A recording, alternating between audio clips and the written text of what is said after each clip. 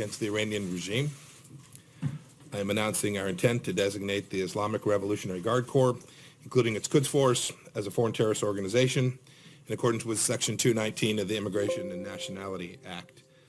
This designation will take effect 1 week from today. This is the first time that the United States has designated a part of another government as an FTO. We're doing it because the Iranian regime's use of terrorism as a tool of statecraft makes it fundamentally different from any other government. This historic step will deprive the world's leading state sponsor of terror the financial means to spread misery and death around the world. Businesses and banks around the world now have a clearer duty to ensure that companies with which they conduct financial transactions are not connected to the IRGC in any material way. It also gives the U.S. government additional tools to counter Iranian-backed terrorism. This designation is a direct response to an outlaw regime and should surprise no one. And it builds on the more than 970 Iranian individuals and entities that the Trump administration has already sanctioned. For 40 years, the Islamic Republic's Revolutionary Guard Corps has actively engaged in terrorism and created, supported, and directed other terrorist groups. The IRGC masquerades as a legitimate military organization, but none of us should be fooled. It regularly violates the laws of armed conflict. It plans, organizes, and executes terror campaigns all around the world. From the moment it was founded, the IRGC's mandate was to defend and export the regime's revolution by whatever means possible. The IRGC institutionalized terrorism shortly after its inception, directing horrific attacks against the Marine barracks in Beirut in 1983 and the U.S. Embassy Annex in 1984, alongside the terror group it midwifed, Lebanese Hezbollah. Its operatives have worked to destabilize the Middle East from Iraq to Lebanon to Syria and to Yemen. With this designation, the Trump administration is simply recognizing a basic reality. The IRGC will take its rightful place on the same list as terror groups it supports: Lebanese Hezbollah, Palestinian Islamic Jihad, Hamas, Kataib Hezbollah, among others, all of which are already designated as foreign terrorist organizations. The long list of IRGC-backed terror incidents is ample justification for today's decision. I want to just give you a handful of examples. Last September, a federal court in the United States found Iran and the IRGC responsible for the 1996 Khobar Towers bombing, which killed 19 American service members. In 2011, the United States foiled an IRGC Quds Force plus right here in Washington, D.C. to bomb a restaurant. The attempt was to kill the Saudi ambassador to the United States of America. Outside of the United States, the IRGC's terror campaign is just as active. In 2012, 4 Quds Force operatives were apprehended after plotting to attack Israeli targets in Turkey. In that same year, 2 other Quds Force operatives were arrested in Kenya for planning a bomb attack, while the Quds Force also directed a bomb attack that targeted Israeli diplomats. And as recently as January 2018, German authorities uncovered 10 suspected Quds Force operatives active in their country. The IRGC supports Palestinian terror groups that target innocent civilians, and it helped create U.S.-designated terror groups both in Lebanon and in Iraq. And the IRGC also backs the murderous Assad regime, which gasses and slaughters its own people. Our designation makes clear to the world that the Iranian regime not only supports terrorist groups, but engages in terrorism itself. This designation also brings unprecedented pressure on figures who lead the regime's terror campaign, individuals like Qasem Soleimani. He's the commander of the Quds Force and oversees Iran's forces deployed to advance the Islamic Revolution through terrorism and other forms of violence. He doles out the regime's profits to terrorist groups across the region and around the world. The blood of the 603 American soldiers the Iranian regime has found to have killed in Iraq is on his hands and on the hands of the IRGC more broadly. Inexplicably, the regime has faced no accountability from the international community for those deaths. Far from being an arbitrary attack on Iran, our pressure campaign imposes just and long overdue consequences for the regime's malign activity. We should not also forget the IRGC's central role in the nationwide con artistry and corruption of the regime's leaders, which they perpetrate against the regime's own people. Other governments and the private sector will now see more clearly how deeply the IRGC has enmeshed itself in the Iranian economy through both licit and illicit means. In just this past July, the City Council of Tehran announced that the IRGC Cooperative Foundation, which manages the IRGC's investments, has embezzled more than $1 billion from the city of Tehran. The next month, a former councilman accused the longtime mayor of Tehran of steering contracts to the IRGC. It's no coincidence that the mayor also formerly served as an IRGC commander and the chief of Iran's police state. Back in 2017, Tehran arrested several IRGC commanders involved with the Cooperative Fund for Corruption, including the IRGC's financial architect, Masoud Merdadi. Then there's Mahmoud Ahmadinejad's old college pal, Sadiq Musili. They call him the billionaire general. He went from being a low-level IRGC officer to one of Iran's richest men, all thanks to scoring construction and oil contracts from companies linked to the IRGC. The leaders of Iran are racketeers, not revolutionaries. The Iranian people deserve better than to be governed by this cadre of hypocritical and corrupt officials. They're opportunists. And on a final note, the IRGC is also responsible for wrongly detaining U.S. persons, several of whom remain in captivity in Iran. The American people should know that we are working diligently to bring each of those individuals home. With this designation, we are sending a clear signal, a clear message to Iran's leaders, including Qasem Soleimani and his band of thugs, that the United States is bringing all pressure to bear to stop the regime's outlaw behavior. We ask that our allies and partners around the world do the same. Thank you. Secretary has time for one or two questions, and we'll have additional opportunity with some others. Thank you so much, Mr. Secretary. Jawad Zarif has said today that there will be consequences for U.S. forces in the region after the designation, and he addressed President Trump saying that he should know better than to be conned into another U.S. disaster. What's your answer? And secondly, news reports say that the U.S. is considering sanctions on Lebanese, the head of the parliament, of the Lebanese speaker, Nabih Berri, because of his ties with Hezbollah and Iran. Can you confirm that? So to your second question, on my most recent trip to Beirut, made clear to the Lebanese leadership, including in conversations with Speaker Berri, that America was not going to tolerate the continued rise of Hezbollah inside of the country, that it wasn't in the best interest of the Lebanese people to have a armed terror group underwritten by the very Iran that we're speaking about today continue to have significant sway inside of that nation by use of force. This isn't about political parties. This is about armed forces inside the country of Lebanon. We made very clear that we were going to continue to evaluate sanctions for all those that were connected to the risk that was created to the Lebanese people. As for the first question, I've seen Foreign Minister Zarif make many statements before. We have made clear, both publicly and privately, that an attack on the United States of America is something that they ought to think more than twice about. Mr. Secretary, I asked you this question 2 weeks ago, and you didn't seem to be sure about it. Now that you have listed them, I'm wondering what has changed. Now you have listed them as a terrorist organization. Will you treat them like ISIS and Al-Qaeda? In other words, will you target Qasem Soleimani like you target Abu Bakr al-Baghdadi? And on a separate note, Prime Minister Netanyahu said that he wants to annex part of the West Bank today. What's your reaction to that? Will that undermine the peace plan? Yeah, I don't have comments on either one in response to either one of those questions. I'll leave. When you say target, you're usually talking about things that the Department of Defense does. I'll allow them to respond to that question. Thank you. One more, Mr. Secretary? Sure. Okay, so Morris, go ahead. Thanks, please. How are you? Quick ones. How will this affect EU trade, oil waivers, since the IRGC is involved in most parts of the Iranian economy? So the question, including, banking and everything else, so how does this affect those relations? And number two, if you said often that you want to bring Iran back to this is aimed at forcing Iran back to the negotiating table. Do you believe that this would help bring them back, or is that no longer your aim here? So I think what we've said before is we want Iran to behave like a normal nation We laid out 12 things that they needed to do back in what would have been almost a year ago, May of last year.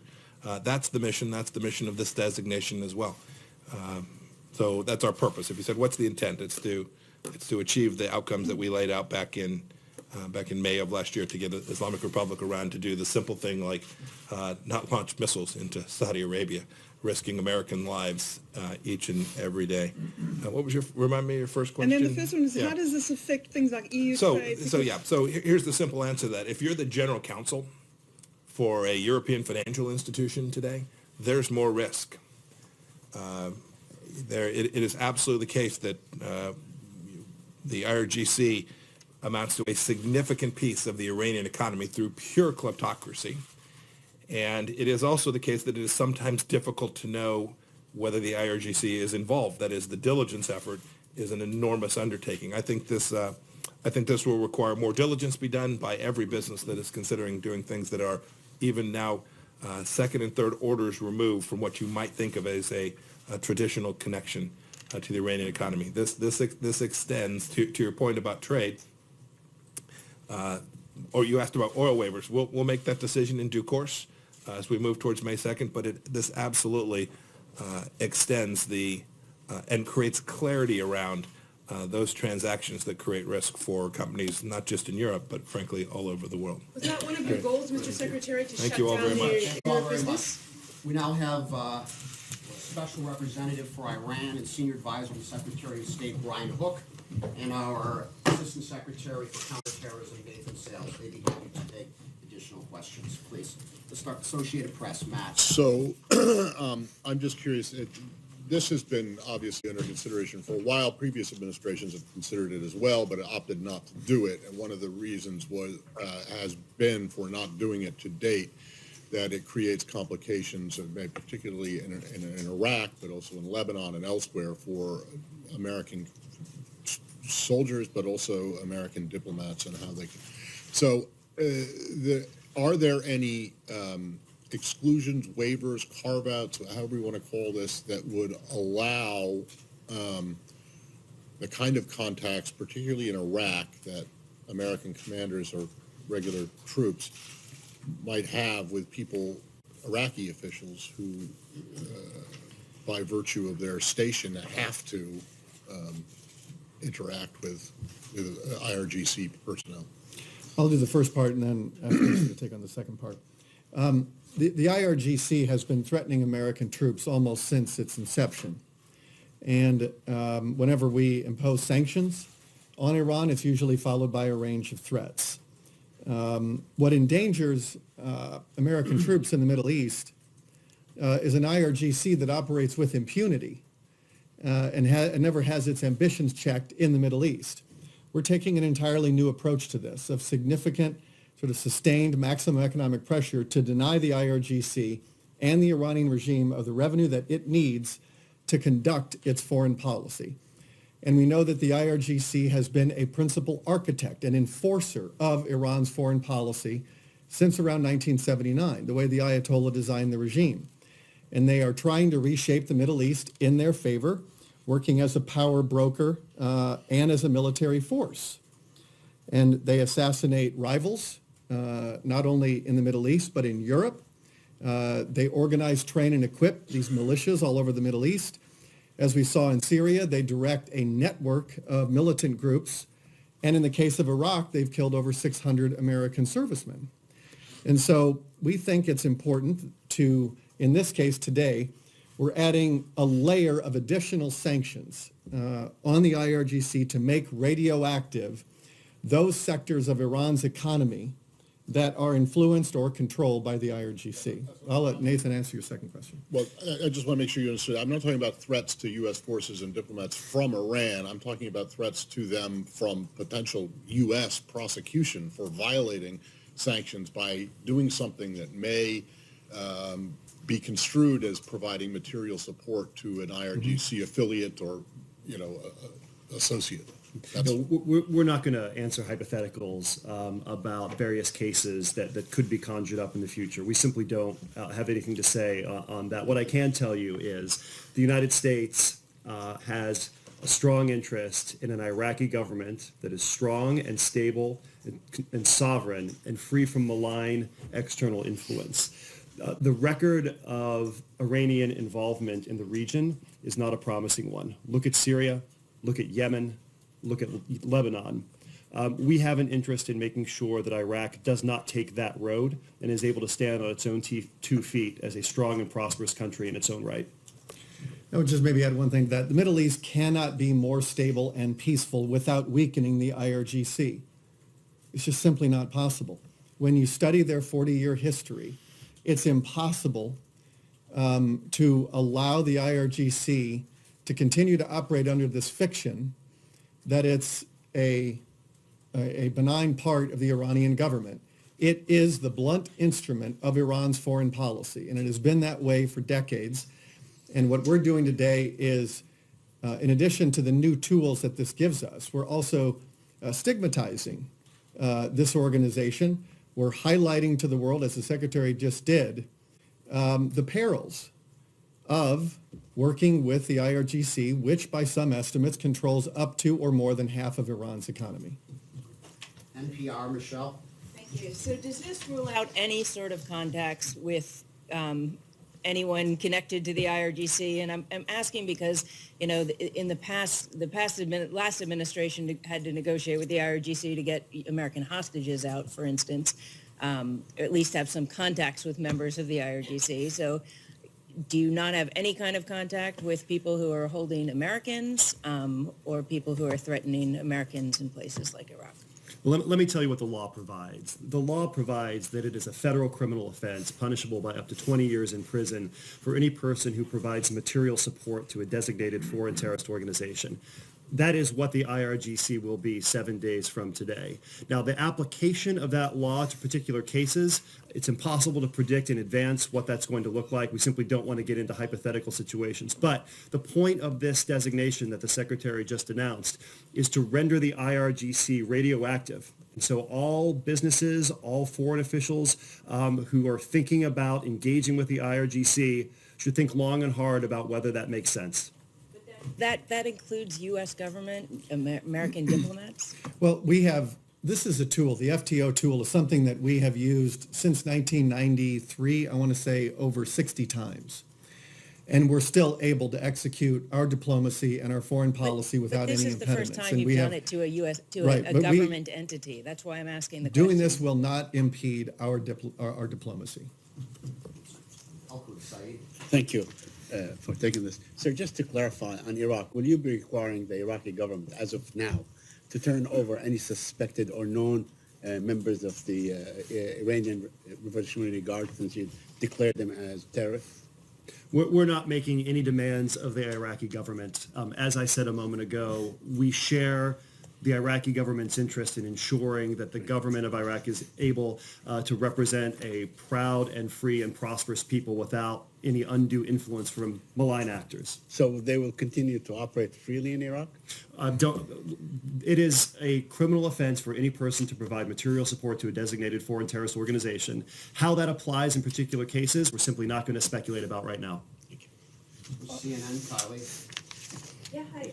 Quick question. So over the weekend, an IRGC commander warned that if the U.S. took this action, U.S. forces in Western Asia will lose peace and quiet. And it's obviously something we've been talking about, U.S. forces operating very close to the IRGC members in Iraq. So is there more being done to provide safety measures to members of the U.S. military that are in close proximity, or are you confident that they are defended enough against the IRGC at this point? The decision leading up to this process was a full interagency process that included every member of the National Security Council. We have taken all measures that are appropriate and prudent in the context of this designation. With respect to Iranian threats, when you play under House rules, the House always wins. And Iran has a very long history of trying to get the world to play by its rules. And every time the world calls out this regime for being a mafia racket, the IRGC, as the Secretary said, resembles more a racket than a revolutionary cause. And so whenever we and other nations call out and expose the regime for what it is, it behaves like a mafia organization, increasing its threats. And we will not be deterred by their threats. And let me just say, we're not going to get into the details of what we're doing to make sure that our people downrange are safe. I can assure you that we take force protection very, very seriously. And that is why we have run a robust interagency process to make sure that all interested parties are prepared for whatever the Iranian regime might throw at us. Let's go to CBS, Christina. Thanks. Hi, guys. Can you talk a little bit to Matt and a little bit Kylie's question about the timing of this designation? I know there has been some criticism about, especially now because U.S. forces are in close proximity, this might put them at risk, which you answered a little bit. But we've been hearing about this for a year. Why now? What was the tipping point that made this designation important this week? Well, it's the next step in our maximum pressure campaign. This administration previously designated the IRGC for providing support to terrorism. Today, we have stripped away the plausible deniability. It's not just that the IRGC supports terrorism that its proxies undertake. Today, the IRGC stands accused and convicted of directly engaging in terrorism itself.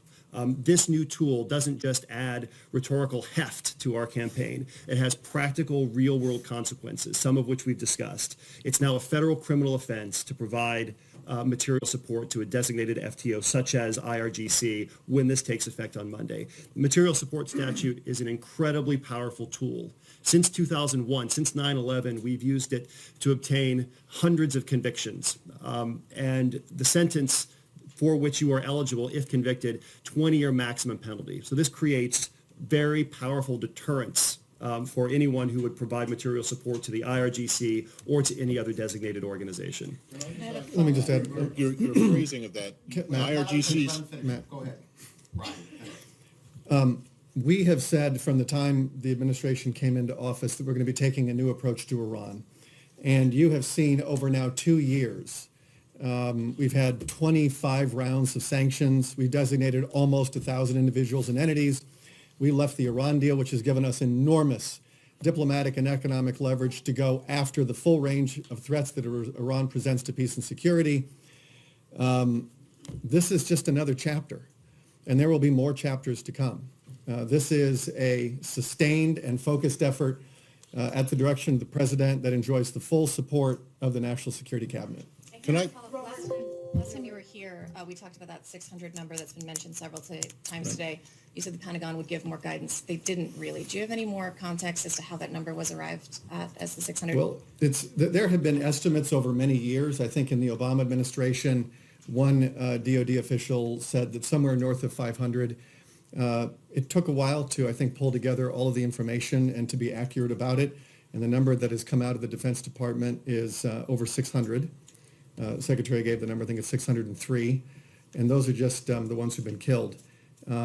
It's an enormous number of Americans who've been maimed and hurt because of Iran's improvised explosive devices. That's only Iraq, which accounts for 17% of all American servicemen's deaths in Iraq. That doesn't include Lebanon and the bombings there and other terrorist attacks around the world conducted by this regime. This is the right thing to do. It's long overdue. It does give us a lot of new tools, and there will be more tools to come. Thank you. Matt, you had a follow-up? well, I just wanted to know about Ambassador Sale's characterization, the IRGC stands convicted today. I mean, are you referring to a court decision, the one that the Secretary mentioned? I mean, this is the legal term, and I'm not aware that they have been convicted of being a foreign terrorist organization. They may well that may well happen, but are you referring to previous cases and where that's happened? Matt, don't be so literal. Well, I just wanted, I mean, it's a legal phrase. You said convicted. So. That was a rhetorical turn of phrase. Gotcha. With the announcement today, which Gotcha. will take effect a week from now, the legal status of the IRGC will change from an organization to a designated foreign terrorist organization. That was the sense in which I used the phrase. One more question? Yeah. So right here, please. Earlier on a conference call this morning, a U.S. administration official said that the IRGC's dual mission is to suppress people at home and the other terrorize abroad. Now, is this designation today in any way geared towards the first part of the mission, here, suppress people at home. Do you expect this designation to in any way affect how the IRGC treats the people within Yes, the we country? do. Yes, we do. The IRGC is responsible for much of the repression at home. When you saw the protests in 2009, the detentions, the arrests, the harassment, and then the murders, that is very much an IRGC operation. And so they have been a principal driver of repressing the Iranian people who want a better way of life at home.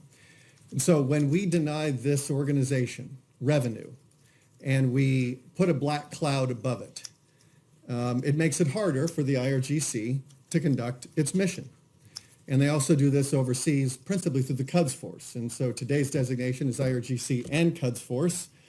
And they are, of course, IRGC and QF rotate personnel domestically and internationally as Soleimani sees fit. As Qasem Soleimani said in March 2009, the battlefield is mankind's lost paradise. And this is the true nature of Iran's foreign policy. It is not the very nice-seeming tweets of Iran's foreign minister. If you want to know Iran's foreign policy, pay more attention to what Qasem Soleimani has said and continues to say. He was recently given a medal by the Supreme Leader who wished for his martyrdom. And the Supreme Leader has said things. He's been lionizing people who drink the sweet syrup of martyrdom. This regime is in many ways a death cult. And their foreign policy resembles that, with all of this talk about martyrdom. And it's a very dangerous, dark, and brutal regime, both for the Iranian people and for those nations who are on the front line of trying to respond to Iranian aggression. And we know that Saudi Arabia, with the missile launches from Yemen into Saudi, Bahrain, which is since 81, the Iranian regime has tried to destabilize and overthrow the government there in Bahrain, Lebanon, Syria, the Hezbollah tunnels, the list goes on and on. It is very hard to imagine a peaceful Middle East with a strong Iranian regime. But Brian, when... Close it there then. Thank you all very much. Thank you. Hey, Robert. Yeah. Can I ask you just